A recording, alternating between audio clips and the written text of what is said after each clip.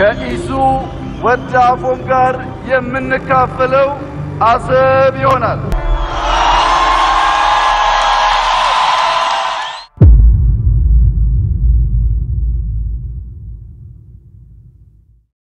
ኢትዮጵያን ትጉስጉሰሉ ዘላ ሕጋዊ መሰል ኣፍደገ ባሕርን ንልምዓት ዶ ንምትኹታኽ ሕቶ ኣፍደገ ባሕሪ ብኢትዮጵያ ክልዓል ሓድሽ ተርኢ ኣይኮነን ኣብዚ ዝሓለፈ ልዕሊ 100 ዓመታት ሓደጋ ኣብቲ ነቲ ዞባ ናብ ዘይዕርፍ ረፅሚ ዘእተወውን እዚ ተርእዮ እዩ ዝበዝሐ ሃገራት ብፍላይ እኳ ሃገራት ኣፍሪቃ ንመሬታውን ማያውን ሉዓላዊ ግዝኣተን ብድሌተን ኣይኮናን ሃንዲሰኖ ዳርጋ ኩለን ሃገራት ኣፍሪቃ ሓድጊ መግዛእት እየን ሉዓላዊ ግዝኣት ኢትዮጵያ ንባዕሉ ሒዝዎ ዘሎ ጂኦግራፊያዊ ቅርጺ ውፅኢት መግዛእት እዩ ብደረጃ ዓለም 44 ሃገራት ኣፍደገ ባሕሪ የብለንን እተን 16 ካብኣተን ኣብ ኣፍሪቃ ይርከባ ኢትዮጵያ ድማ ሓንቲ ካብኣተን እያ እዘን ኢትዮጵያ ትርከበን ኣፍደገ ባሕሪ ዘይብለን ሃገራት ንጂኦግራፊያዊ ቅርጺ መሬተን ባዕላተን ዝሰርሕኦ ዘይምዃነን ጠንቂ ግጭት ክኸውን እዩ ዝረአ ሃገራት ኣፍሪቃ ገዛእቲ ሃገራት ኤውሮጳ ንብሔር ቋንቋ ሃይማኖትን ካልእን ኣብ ግምት ከእትዋ ብዝጎዛዚኦ ጂኦግራፍ ዝቆማ ብምዃነን ብዶብን ካልእን ተሳቢቡ ዝረአ ግጭታት ኣዝዩ ብዙሑ ኢትዮጵያ ከም ሉዓላዊት ሃገር ዝቆመትሉ ዕድመ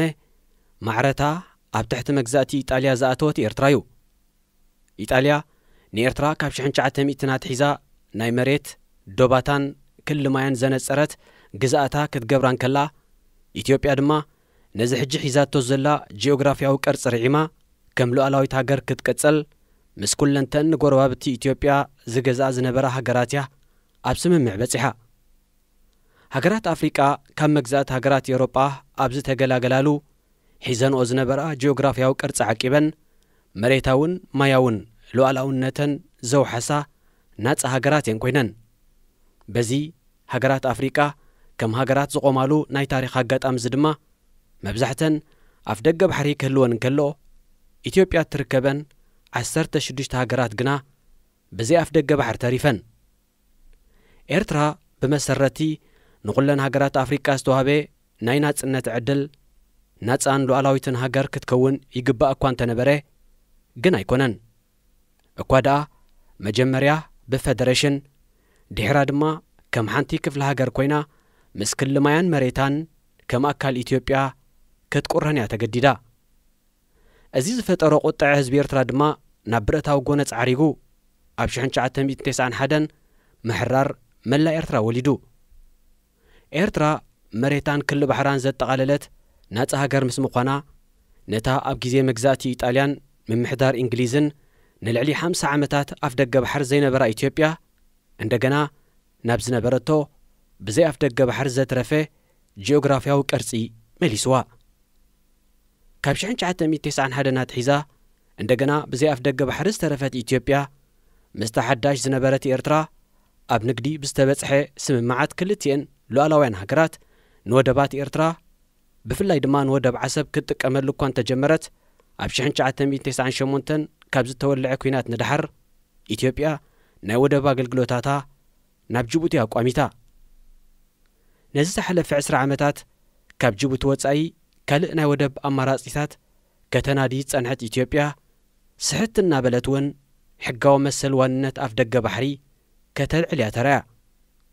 ድሕሪ ምእላይ ስርዓት ኢህወደግ ካብ ስልጣን ኣብ መንጎ መራሕቲ ኤርትራን ኢትዮጵያን ኣብ 2018 ዝተበጽሐ ኣተኣማማኒ ዘይኮነን ውዲት ዝበዝሖን እዩ ዝተባህለሉ ስምምዕ ሰላም ግና ንሕቶ ኣፍደገ ባሕሪ ብሓድሽ ማዕበል ከም ዝረአ ገይሩ ቀዳማይ ሚኒስትር ኣብይ ኣሕመድ በቀዳምነት ዘልዓሎ ኣጀንዳ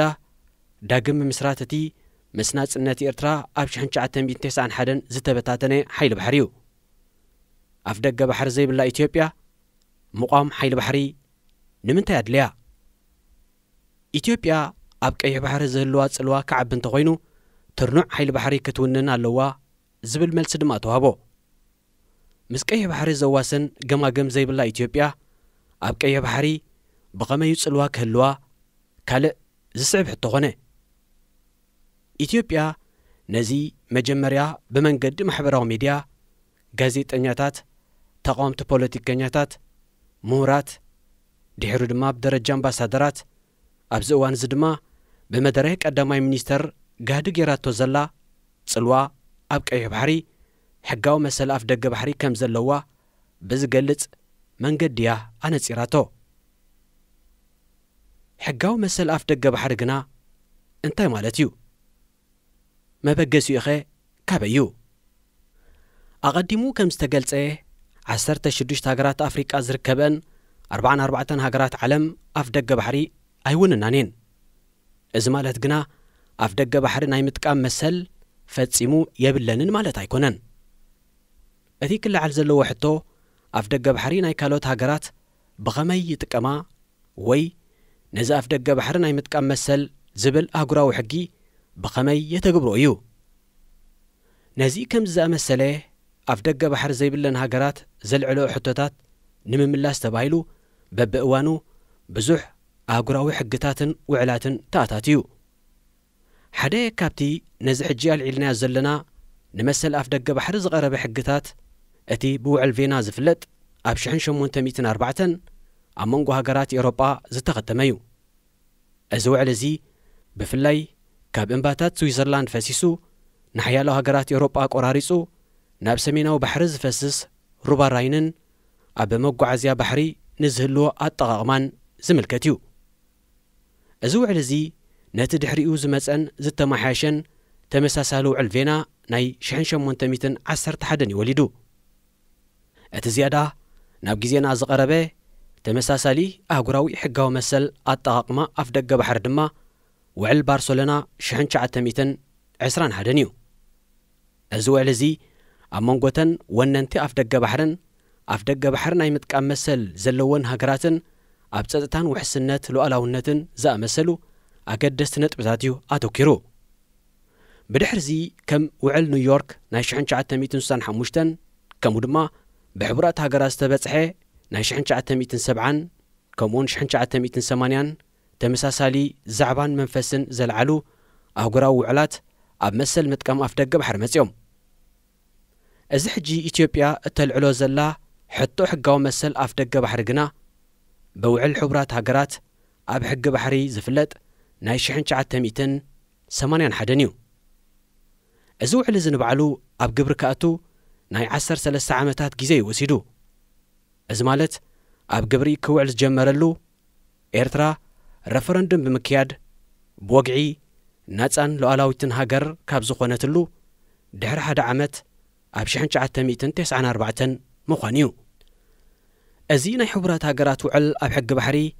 ሓያሎ ዓንቀጻትን ንኡስ ዓንቀጻትን ዝሓቆፈ እኳ እንተኾነ ካብ 124 ክሳብ 132 ዘሎ ዓንቀጻት ብፍላይ ኣፍ ደገ ባሕሪ ዘይብለን ሃገራትን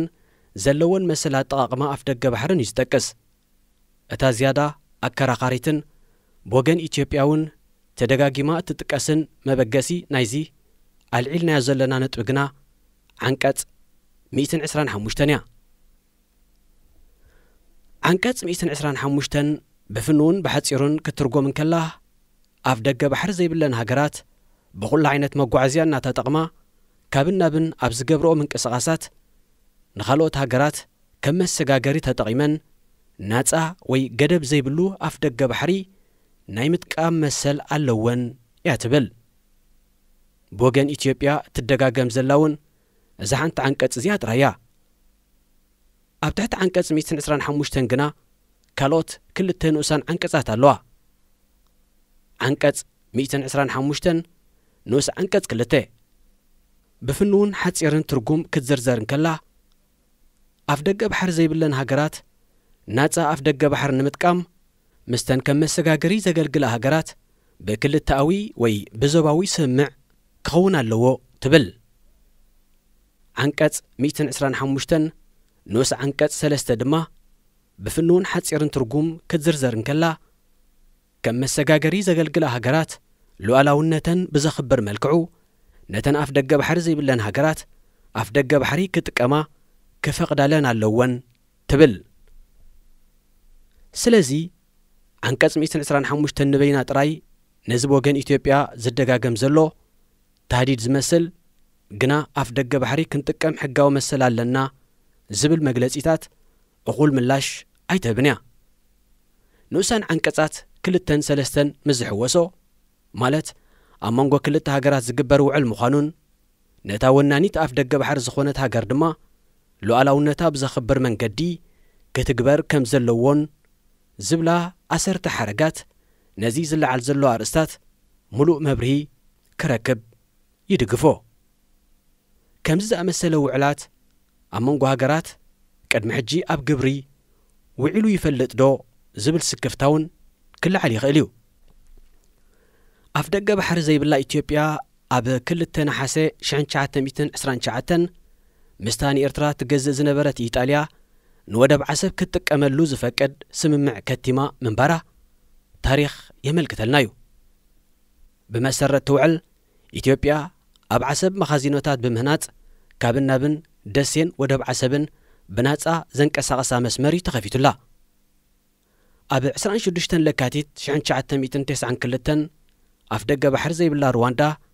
ናጻ ኣፍ ደገ ባሕሪ ኬንያ ክትጥቀምን ኣብ ወደብ ሞምባሳ መኻዚኖታት ክትሃንጽን ምስ ኬንያ ኣብ ስምምዕ በጺሓ። ኣፍ ደገ ባሕሪ ዘይብለን ሃገራት ምብራቕ ኣፍሪቃ ሩዋንዳ፣ ብሩንዲ፣ ኡጋንዳን ደቡብ ሱዳንን ብጥርኑፍ ብስም ማሕበረኮም ምብራቕ ኣፍሪቃ ኣፍ ደገ ባሕሪ ኬንያን ታንዛንያን ክጥቀማ ዘኽእለን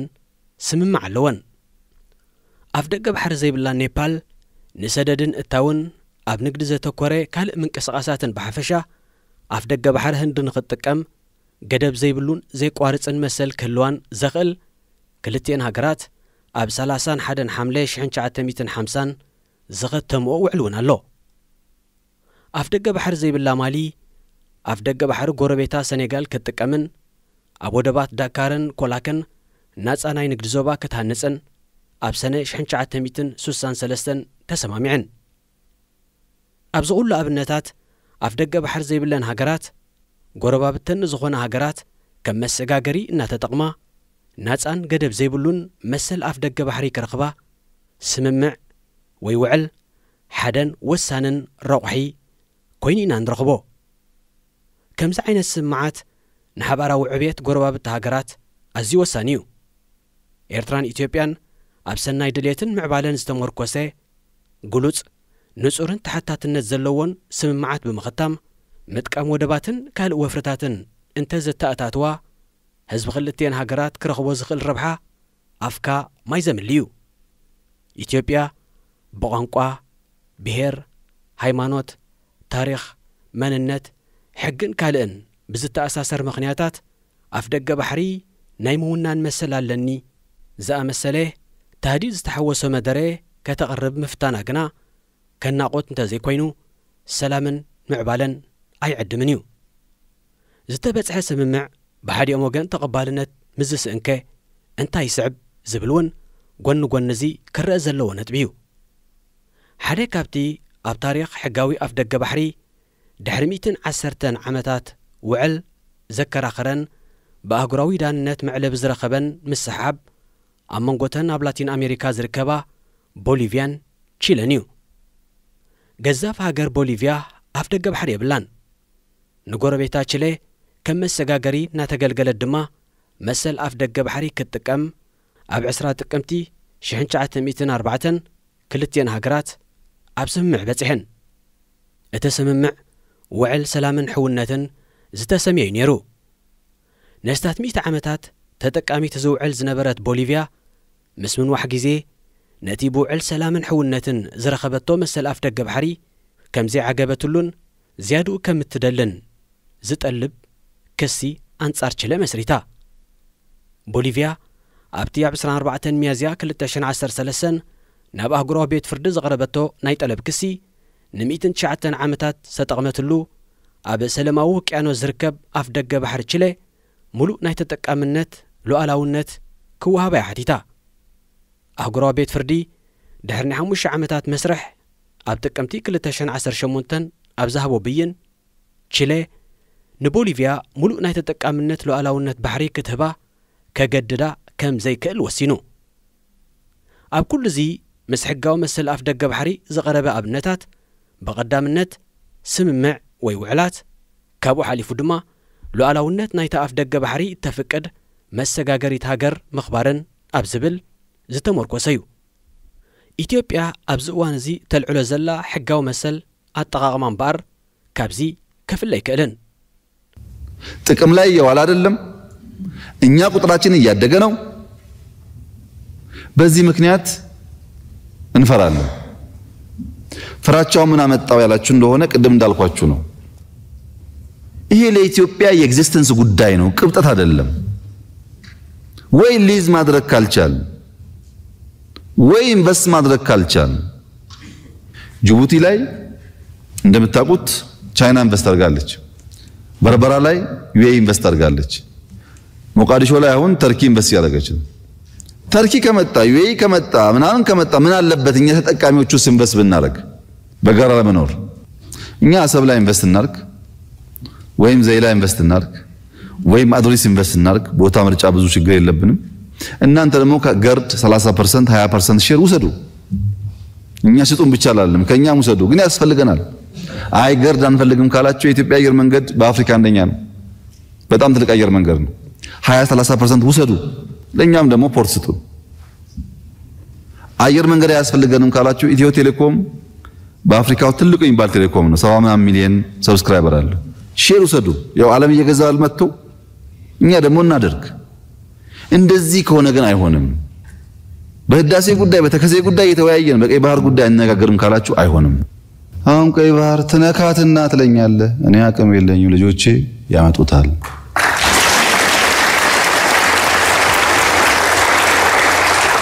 አሁን አይቻልም ማለት ነገ አይቻልም ማለት አይደለም ኢትዮጵያ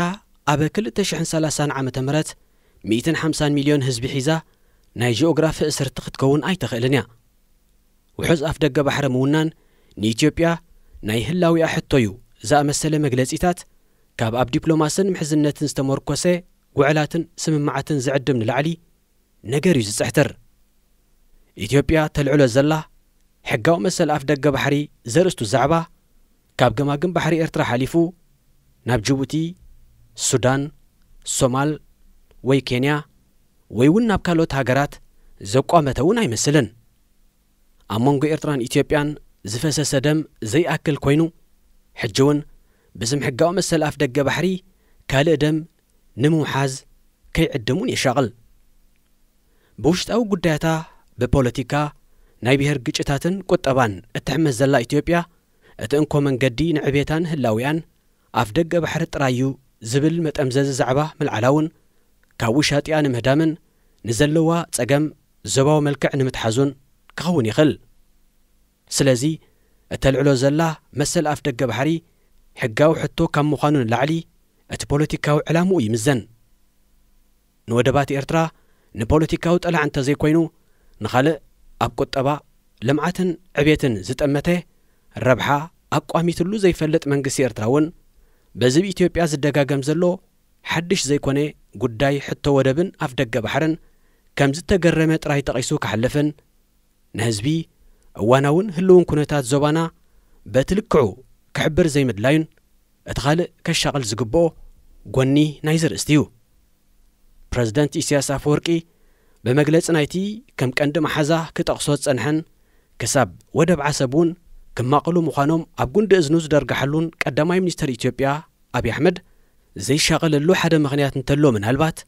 نقينات كم قلبو من رقا نمن وح عدم السلطان فتون أمارات إسلا زريو كخوني خيليو